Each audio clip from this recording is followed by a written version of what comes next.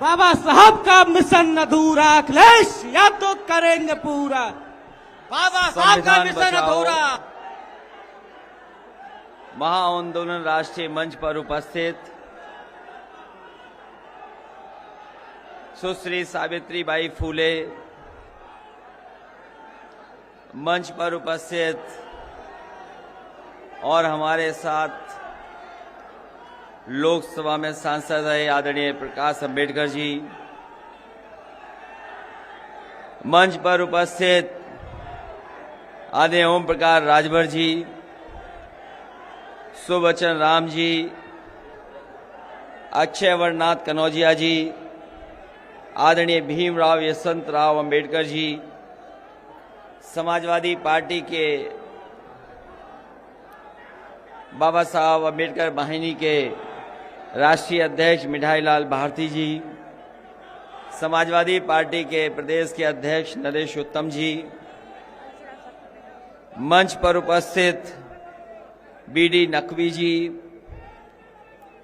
मंच पर उपस्थित श्रीमती पल्लवी पटेल जी, हाल ही में समाजवादी पार्टी में जुड़े बहुत ही वरिष्ठ नेता, पूर्व में रहे मंत्री आदरणीय लालजी वर्मा जी, माननीय काशीराम जी की बहन आदरणीय स्वर्ण कौर जी और बड़ी संख्या में हमारे सभी नेता जो मंच पर उपस्थित हैं। आज के कार्यक्रम में बड़ी संख्या में उपस्थित आप सभी हमारे बुजुर्ग, नौजवान साथी, पत्रकार बंधुओं, मैं सबसे पहले सुश्री सावित्रीबाई फूले जी को बहुत बहुत बधाई देना चाहता हूं कि उन्होंने हम सब लोगों को इस मंच पर ला करके और मंच पर बैठा करके संकल्प लेने का काम किया है। और हम उनको भरोसा दिलाते हैं, मंच पे जितने भी साथी बैठे हैं, मैं उनकी भावनाओं से अपनी भावना जोड़ता हुआ कह रहा हूं कि जो संकल्प उन्होंने याद दिलाया है, हम समाजवादी लोग आपके संकल्प के साथ खड़े हैं।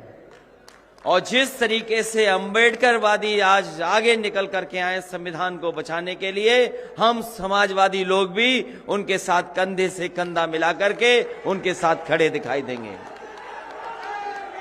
मैं अभी आदरणीय प्रकाश अंबेडकर जी और तमाम वक्ताओं को सुन रहा था। ये सच है कि आने वाले समय में क्या परिस्थितियां होंगी कोई नहीं जानता। जिस तरह के लोग सत्ता में हैं आज, वो कब क्या फैसला ले लें कोई नहीं जानता। हम आप यहां बैठे हैं संविधान को बचाने के लिए। मैं इस मौके पर बधाई भी देता हूं आप सबको, संविधान दिवस की शुभकामनाएं, बधाई देता हूं मैं आपको। और साथ ही साथ बाबा भीमराव अंबेडकर जी को भी याद करते हैं कि जिन्होंने हमें ऐसा संविधान दिया है जिसमें हम सबको बराबरी का हक मिलता है। दुनिया में ऐसा व्यक्ति कहीं नहीं मिला होगा जैसा हमारे भारत को, इस धरती को बाबा भीमराव अंबेडकर जी को मिले हमें। और कहां से निकल के आए इसका अंदाजा नहीं लगाया सकता। कहां से निकल करके आए, किस समाज से निकल करके और कहां तक पहुंच गए। आज हमें गर्व है कि उन्होंने ऐसा हमें संविधान दिया जिस संविधान से हम लोग यहां पर आगे बढ़ रहे हैं। अगर आज हमें तमाम लोगों के आजादी लड़ने के समय जिन्होंने जान दी, कुर्बानी दी, देश आजाद हुआ हमारा, हमें लोकतंत्र मिला। और लोकतंत्र की अगर कोई आत्मा है तो वो हमारा संविधान आत्मा है। हमारे लोकतंत्र की आत्मा संविधान है। और अगर संविधान हट जाए तो बताओ हम लोगों का जीवन क्या होगा।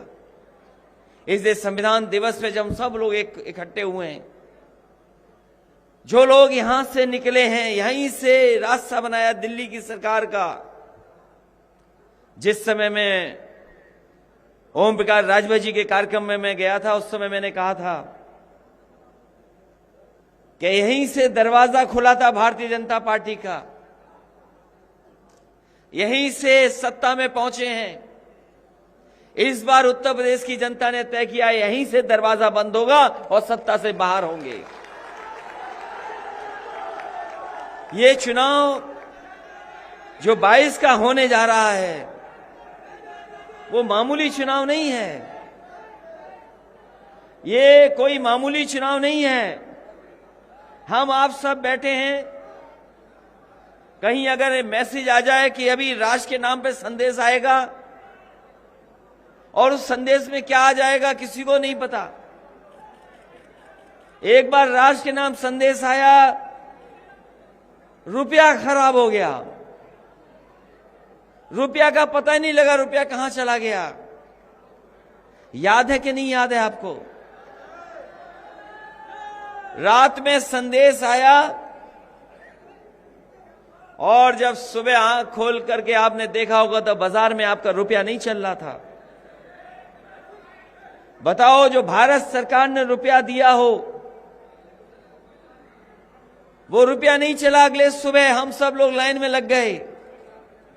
अब निशानी के रूप में हो सकता हमारे आपके घर में पड़ा हो। एक दिन फिर राष्ट्र के नाम संदेश आया, 3 काले कानून वापस हो गए जो पार्लियामेंट से वापस होने थे, वो टीवी के संदेश से वापस हो गए। इसलिए जो सब मंच पर कह रहे हैं लोग, उसको समझिए और जानिए कि कौन लोग हैं, किस रास्ते पे ले जा रहे हैं देश को। हमारे किसानों ने कितनी कुर्बानी दी, 600 से ज्यादा किसान शहीद हो गए, 600 से ज्यादा किसान शहीद हुए हैं। और किन के लिए कानून बन रहा था? वो किसानों के लिए कानून बन रहा था। कितनी बार पॉलिटिकल पार्टीज ने समझाया कि जो इन लोगों के लिए आपने कानून बनाया है वो नहीं पसंद कर रहे हैं, वो नहीं चाहते हैं, तो आप लागू क्यों कर रहे हो? तो सोचो सरकार की जिद कैसी थी। गर्मी रही हो, पानी वर्षा हो, सर्दी रही, न जाने कैसे कैसे मौसम आए, क्या क्या नहीं झेलना पड़ा उन्हें, किन किन चीजों का सामना नहीं करना पड़ा। कीलें लगा दी गईं, बोल्डर लगा दिए गए, आरसीसी की दीवारें चुन दी गईं, ट्रैक्टर गाड़ी नहीं चला सकते थे आप। बताओ, हमारे देश पे गर्व है इस बात का। दुनिया को गर्व था हमारे देश पर कि बाबा साहब भीमराव अम्बेडकर जी ने जो संविधान दिया उससे देश चलता है। लेकिन इस सरकार ने परवाह नहीं की। 600 से ज्यादा किसान उन्होंने शहीद हो गए, जान चली गई। 600 से ज्यादा किसान, बताइए कहीं इतना बड़ा आंदोलन चला हो तो बता दो। और उत्तर प्रदेश में तो उससे ज्यादा बढ़कर चढ़ करके देखा। क्या नहीं देखा उत्तर प्रदेश ने कि गृह राज्य मंत्री के बेटे ने किसानों को गाड़ी से कुचल दिया। बताओ, गाड़ी से किसान कुचल गए थे कि नहीं कुचल दिए गए थे? पत्रकार भी की जान चली गई। ये पत्रकार साथी हैं, ये भी संविधान को बचाने के लिए निकले हैं, लेकिन कई बार इनकी मजबूरी हो जाती है। संविधान को थोड़ा सा उस तरीके से नहीं बचाते जिस तरीके से बचाना चाहिए। इनके भी साथी की जान गई। अगर कोई मदद कर रहा है तो समाजवादियों ने कहा कि किसान जो शहीद हुए हैं उनको सम्मान, उनके परिवार का सम्मान देने का काम करेंगे। और समाजवादी सरकार बनेगी तो उत्तर प्रदेश के खजाने से 25-25 लाख उन किसानों की मदद करेंगे। अभी चुनाव हुआ था, अभी चुनाव हुआ पंचायत का, अभी चुनाव हुआ पंचायत का। क्या नहीं देखा आपने, बताइए? जो जीते वो हरा दिए गए, जिन पे बहुमत था उन्हें हरा दिया गया। कहीं ऐसा हुआ होगा कि जिन पे संख्या ज्यादा, जिन पे सदस्य ज्यादा, वो चुनाव हार गए। जिन पे सदस्य 1 था 2 था, वो चुनाव जीत गए। जो हमारी माताएं बहनें प्रस्तावक थीं, जो हमारी माताएं बहनें प्रस्तावक थीं, जो कहीं ना कहीं किसी की प्रस्तावक बन रही थीं, हम लोगों ने महाभारत में जरूर पढ़ा था, महाभारत में जरूर सुनते थे, पढ़ते हैं कैसे चीरहरण हुआ था। लेकिन इस समय पर जहां लोकतंत्र हो, वहां पर प्रस्तावक समर्थकों का चीरहरण हो जाए, हमारी बहन हमारी माताओं के कपड़े छीन लिए गए, कपड़े फाड़ दिए गए। क्या हम लोगों ने नहीं देखा? हम आपने आगे ये जो हमारे तख्ती उठा उठा के दिखा रहे हैं, ये तो तख्तियां उठा रहे हैं। अगर बीजेपी की सभा में जाएंगे, अगर इनकी तख्ती उठी तो इनके लाठी पड़ेगी, इन्हें पता ही नहीं लगेगा इनकी तख्ती कहां है। ये लोकतंत्र बचाने वाले लोग बैठे हैं, इसलिए आपकी तख्ती भी देख रहे हैं। और वो लोग हैं, अगर उनके सामने तख्ती उठाओगे तो बताओ क्या होगा? बताओ हमारी बहनें क्या होगा? हमने देखा है आपकी तस्वीरें, आपके बाल पकड़ करके पुलिस खींच के ले जा रही है, आपको सड़क पर डाल करके पीट रहे हैं लाठी से। और किस लिए? ये किसके हक के लिए लड़ रहे हैं? आज इनका छीना है, आज इनका छीन लिया गया, इनके हक छीना गया, सम्मान छीना गया। कल हो सकता है हमारा आपका छीन लिया जाए, कुछ वोट छीन लिया जाए। इसलिए आप तो लड़ रहे हो, और शायद ही लखनऊ में इतनी कोई लाठी खाया होगा जितना आप लोग लाठी खाए हो। हमें खुशी है इस बात की। अपमानित हो गए, मुकदमे दर्ज हो गए, लेकिन ये हटे नहीं हैं। ये वो लोग हैं जो संविधान पे भरोसा करते हैं, अपने लोकतंत्र पे भरोसा करते हैं। इन्हें पता है कि इनकी लड़ाई सच्ची है, एक न एक दिन ये जीतेंगे लड़ाई। और इसीलिए भरोसा है इनको, क्योंकि बाबा साहब भीमराव अम्बेडकर जी का बना हुआ संविधान में भरोसा करते हैं। बताओ भरोसा करते हो कि नहीं करते हो? और भरोसा करते हैं इसीलिए उन्हें उम्मीद है। और हम आपको भरोसा दिलाते हैं, जो आपके हक छीना जा रहा है, सम्मान छीना जा रहा है, वो हक और सम्मान दिलाने का काम हम समाजवादी लोग करेंगे। ये चीजें बिक रही हैं, बीजेपी को जो दिखाई दे जाएगा वो सब बेच देंगे। ये बीजेपी के और बाबा मुख्यमंत्री कमाल के हैं, जो इन्हें दिखाई दे जाएगा वो सब बिक जाएगा। अभी बगल में एयरपोर्ट है, पहले ये सरकारी एयरपोर्ट था, अब ये सरकारी एयरपोर्ट नहीं है। क्या ये सरकार का एयरपोर्ट है? अब ये सरकार का एयरपोर्ट नहीं है। ये जो हवाई जहाज उड़ते थे भारत सरकार के, वो भी बेच दिए।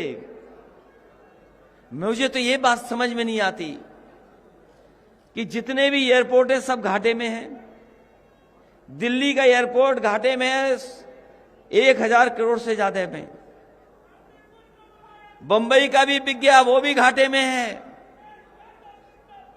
जितनी एयरलाइंस चल रही वो सब घाटे में है। एयर इंडिया वाला घाटे में है 60,000 करोड़ का। और जो कंपनियां प्राइवेट चल रही हैं, कोई 1000 करोड़, कोई 10,000 करोड़, कोई 700 करोड़ के घाटे में है। और देखिए भारतीय जनता पार्टी के लोग कह रहे हैं एशिया का सबसे बड़ा एयरपोर्ट बना रहे हैं। ये हमारे आपके पैसे से बना देंगे एयरपोर्ट, और बाद में इस एयरपोर्ट को भी किसी न किसी को बेच देंगे। उसकी तैयारी कर रही हैं लोग। इसलिए जहां बाबा साहब भीमराव अम्बेडकर जी को याद कर रहे हैं, उनके परिवार के लोग हैं, उनके समर्थक हैं, उनको मानने वाले लोग हैं, अम्बेडकरवादी लोग हैं, वो न केवल भारत बल्कि दुनिया में पूजे जाते हैं। दुनिया में उनका सम्मान है। अगर कोई महापुरुषों को याद करता है, राष्ट्रपिता महात्मा गांधी को याद करता है अगर कोई, तो बाबा साहब भीमराव अम्बेडकर जी को भी याद करता है। दुनिया के जो बड़े बड़े म्यूजियम हैं, जहां पर बहुतों को स्थान नहीं मिल सकता, बहुत सारे म्यूजियम हैं जहां पर बड़े बड़े लोगों को स्थान नहीं मिला है। अगर किसी को कार्ल मार्क्स के बगल में खड़े होने का, प्रतिमा का स्थान मिला है तो बाबा भीमराव अम्बेडकर जी को मिला है। आइंस्टीन जो दुनिया का सबसे बड़ा आविष्कार साइंटिस्ट रहा, उसने भी कहा कि ऐसे विरले लोग कभी कभी धरती पे पैदा होते हैं जैसे बाबा साहब भीमराव अम्बेडकर हैं। सोचो कहां से निकल करके आए, और दुनिया में इतना भेदभाव कहीं नहीं है।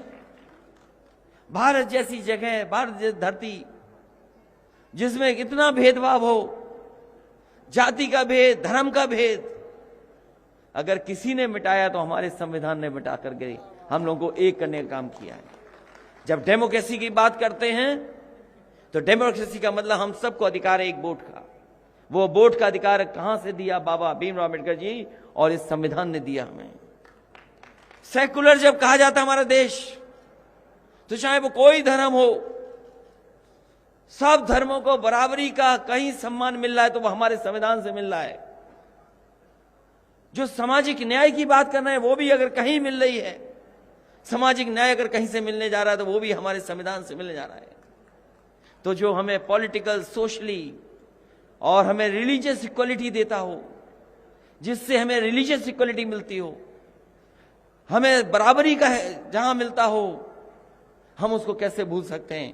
इसलिए इस चुनाव में, 22 के चुनाव में, जो आने वाले समय में देश की तस्वीर बदलेगा, यही उत्तर प्रदेश है जहां से प्रधानमंत्री, राष्ट्रपति भी बने हैं। आज भी देश में के सबसे ऊंचे पदों पे कोई बैठा है तो उत्तर प्रदेश से ही होकर के गए हैं, वो लोग बैठे हैं। अगर उन्होंने संविधान की सम्मान नहीं किया है, अगर जनता को दुख दिया है, लोकतंत्र में जो जनता को दुख देता है, समय आने पर जनता उनसे हिसाब किताब करती है। इसलिए जनता ने फैसला किया है कि इस बार भारतीय जनता पार्टी का सफाया होगा। ये समाजवादी, अम्बेडकरवादी लोग मिलकर के, ये जितने भी हमारे बाबा साहब अम्बेडकरवादी लोग हैं बैठे हैं, और समाजवादी लोग भी साथ आ गए हैं।